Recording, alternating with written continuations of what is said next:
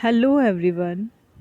We are going to start chapter 4 of class 11 physics, that is motion in a plane.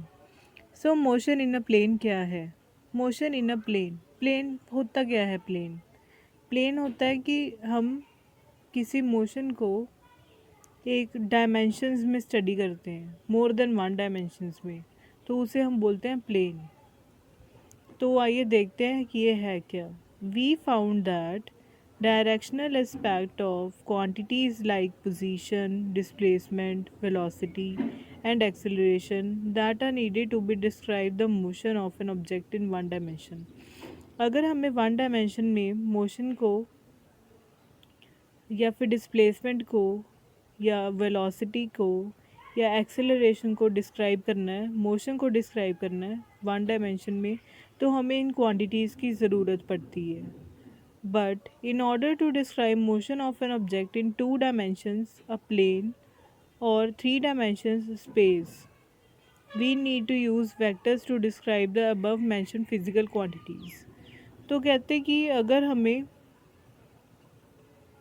Motion को two dimensions या three dimensions, two dimensions में आ जाएगा हमारे पास plane और थ्री डायमेंशंस में हमारे पास आ जाएगा स्पेस।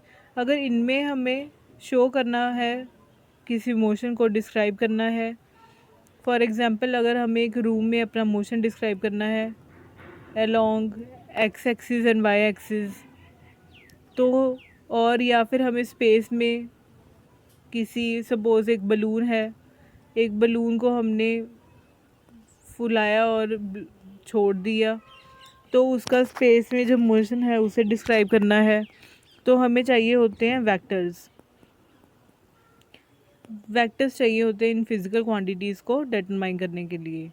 तो we classify quantities as vectors and scalars.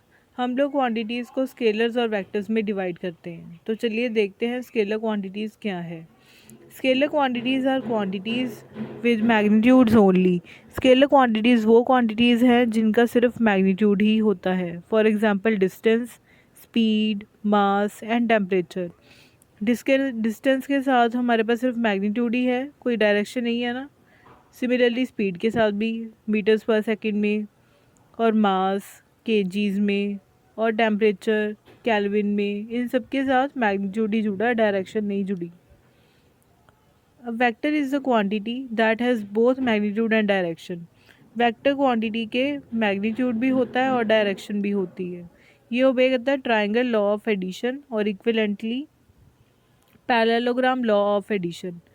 Triangle law of addition क्या होता है? दो वेक्टर्स को हम आपस में जब ऐड करते हैं तो तीसरा, दो वेक्टर्स की डायरेक्शंस के अलोंग दोनों को एरोहेड टू टेल ज्वाइन करते हैं, और उसके बाद जो तीसरा वाला वेक्टर होता है उसको जब ज्वाइन करते हैं to arrow of the first, तो उसके साथ हमें आ जाता है, हमारे पास आ जाता है रिजल्टेंट वेक्टर। तो वो ट्राइंगल लॉ ऑफ एडिशन है। Similarly we have parallelogram law of addition. जो क्वांटिटीज़ इन दोनों लॉज को फॉलो करती हैं वही होती हैं vector quantities. That is parallelogram law of addition और ट्राइंगल लॉ ऑफ एडिशन को जो फॉलो करती हैं वही होती हैं वेक्टर क्वांटिटीज़। जैसे कि डिस्प्लेसमेंट के साथ डायरेक्शन भी जुड़ी है, मैग्नीट्यूड भी जुड़ा है, ये फॉलो भी करता है लॉज को। सिमिलरली वेलोसिटी के साथ भी डायरेक्शन और मैग्नीट्यूड जुड़ा है और ये फॉलो करता है लॉज को, और एक्सेलरेशन के साथ भी। तो अब जानते हैं इक्वालिटी ऑफ वेक्टर्स क्या है। Two vectors A and B are said to be equal if and only if they have the same magnitude and same direction. अब ऐसा नहीं है कि दो वेक्टर्स का मैग्नीट्यूड सेम है तो जी हाँ जी वो इक्वल हो गई, ऐसा नहीं होता। उनकी डायरेक्शन भी सेम होनी चाहिए। फॉर एग्ज़ाम्पल अगर दो वेक्टर्स हैं, उनका मैग्नीट्यूड 4 है ईच, ए का भी 4 है, बी का भी 4 है, बट दोनों की डायरेक्शन एक की साउथ के टुवर्ड्स है, एक की नॉर्थ के टुवर्ड्स है, तो दोनों की डायरेक्शन डिफरेंट हुई, तो ये इक्वल वेक्टर्स नहीं हुए। फॉर एग्जांपल अनदर एग्जांपल ले तो दो वेक्टर्स हैं, दोनों का मैग्नीट्यूड है, दोनों, एक का मैग्नीट्यूड है 4, दूसरे का मैग्नीट्यूड है 3, और दोनों की डायरेक्शन है नॉर्थ, बट फिर भी ये वेक्टर्स इक्वल वेक्टर्स नहीं हुए क्योंकि इन दोनों की मैग्नीट्यूड सेम नहीं है। तो हमें इक्वल वेक्टर्स के लिए मैग्नीट्यूड और डायरेक्शन दोनों सेम चाहिए। Vector addition is commutative, vector addition commutative होती है। A plus B equal to B plus A, अगर ए वेक्टर में बी वेक्टर ऐड करें या बी वेक्टर में ए वेक्टर ऐड करें तो ये सेम रहता है। एसोसिएटिव लॉ को भी फॉलो करती है। A plus C equal to A plus B plus C. एक नल वेक्टर और zero vector is a vector with zero magnitude. Null vector का मैग्नीट्यूड ज़ीरो होता है, इस वजह से इसकी कोई डायरेक्शन भी हम स्पेसिफाई नहीं करते हैं। इसकी प्रॉपर्टीज़ क्या होती हैं? अगर एक वेक्टर में नल वेक्टर ऐड करें तो वो वेक्टर इटसेल्फ होता है। अगर एक वेक्टर में हम नल वेक्टर मल्टीप्लाई करें तो भी वो नल वेक्टर ही होता है।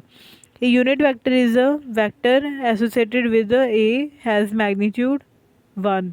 यूनिट वेक्टर का मैग्नीट्यूड 1 होता है। Motion in a plane can be treated as superposition of two simultaneous one dimensional motions along two perpendicular axis. Motion in a plane है क्या? उससे हम क्या कहते हैं कि अगर एक प्लेन में दो डायमेंशंस हैं, राइट, तो हम क्या करते हैं उसको superposition of two one dimensional motions consider कर देते हैं। मतलब कि एक्स और वाई के अलॉन्ग डिफरेंट डिफरेंट मोशन है, उन दोनों को साथ में जॉइंट करके बन गया एक्स वाई का मोशन इन अ प्लेन। अभी प्रोजेक्टाइल मोशन क्या है? An object that is in flight after being projected is called projectile. Projectile है क्या? वो मोशन जो कि एक फ़्लाइट की तरह हो, अगर हम उसे प्रोजेक्ट करें तो उसे हम बोलते हैं प्रोजेक्टाइल। प्रोजेक्टाइल होता क्या है? जैसे कि फुटबॉल को किक करना प्रोजेक्टाइल मोशन है, क्रिकेट बॉल को बैट के साथ हिट करना वो भी एक प्रोजेक्टाइल मोशन है। वाटरफॉल का आना या फिर वाटर रन करे टैप में से तो वो भी प्रोजेक्टाइल मोशन है। स्टोन प्रोजेक्ट किया हमने किसी एंगल पे, वो भी प्रोजेक्टाइल मोशन है। अगर बुलेट फायर की किसी एंगल पे तो वो भी प्रोजेक्टाइल मोशन है। तो ये है प्रोजेक्टाइल मोशन की कुछ examples. The motion of a projectile may be thought of as the result of two separate simultaneous occurring components of motion. One component is along horizontal direction without any acceleration and other component is in the vertical direction with constant acceleration due to force of gravity. मान लीजिए हमारे पास है एक ball, हमने उसे project किया एक angle पे थीटा पे, तो अभी उसका हम क्या करेंगे, उसको हम टू डायमेंशन मोशन है जो एक्स वाई प्लेन में, उसकी जगह पे हम उसे एक्स और वाई दो डिफरेंट एक्सिस के लॉन्ग मोशन स्टडी करेंगे। जो एक्स एक्सिस के लॉन्ग होगा वो विदाउट एक्सेलरेशन होगा और जो वाई एक्सिस के लॉन्ग होगा वो constant acceleration due to force of gravity की वजह से होगा। ये गैलीलियो साइंटिस्ट थे जिन्होंने स्टेट किया था कि ये इंडिपेंडेंट है हॉरिजॉन्टल और vertical components of projectile motion. Circular motion क्या है? When an object follows the circular path at constant speed, the motion of object is called uniform circular motion. Constant speed पे अगर सर्कुलर पाथ ट्रेस हो रहा है तो उस motion को हम बोलेंगे यूनिफॉर्म सर्कुलर मोशन। यहाँ पे यूनिफॉर्म सर्कुलर मोशन है, उसकी स्पीड कांस्टेंट है, वेलोसिटी कांस्टेंट नहीं है। वाई सो? क्योंकि वेलोसिटी डायरेक्शन से होती है और डायरेक्शन चेंज हो तो वो नहीं रहती सेम। Thank you.